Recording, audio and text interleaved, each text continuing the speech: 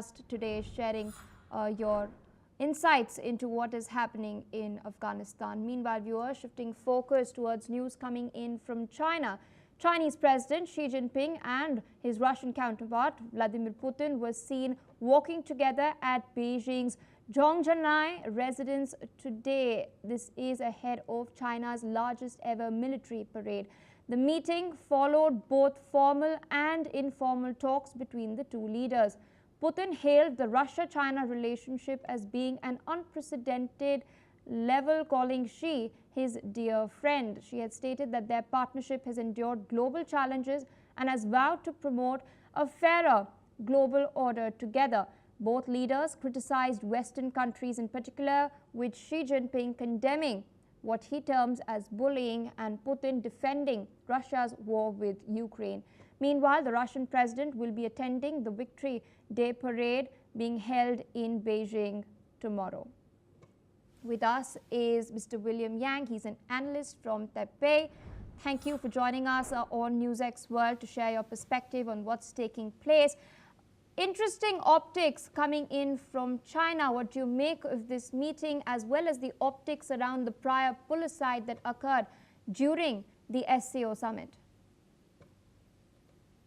Yes, indeed. I think these optics are very strong diplomatic signal to the U.S. In particular, that China has strong support among its like-minded countries, like Russia and India in particular, and with China's ability to gather so many global South leaders in one event at the SCO summit, it is showing the United States that China is not going to lose out in terms of competition for global influence and global support.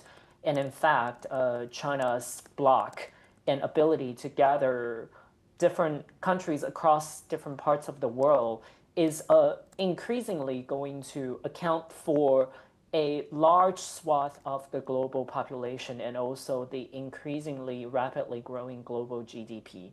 So, I think this is both a display of China's diplomatic influence and strength, but also tomorrow's, I think, parade is also going to showcase China's rapidly modernizing and improving military capabilities.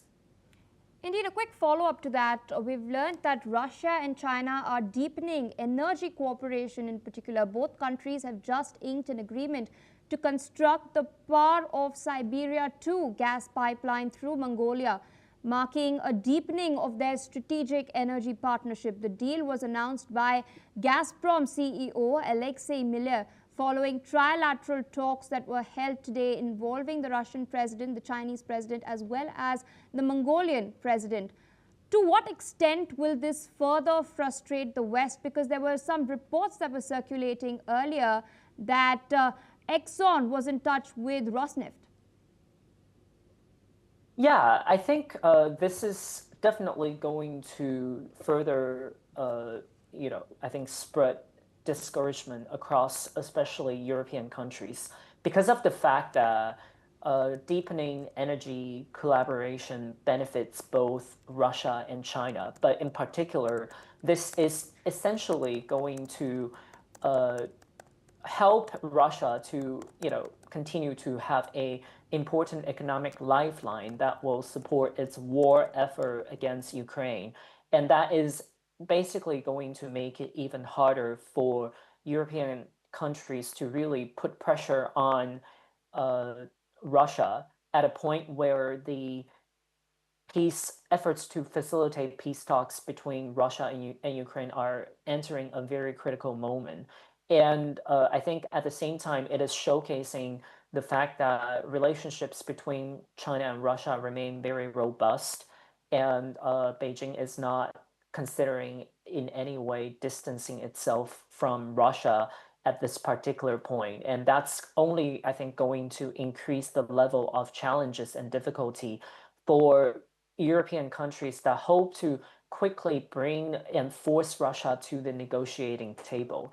I think this is going to further complicate that particular effort and potentially prolong the process of being able to bring Kiev and Moscow to the negotiating table.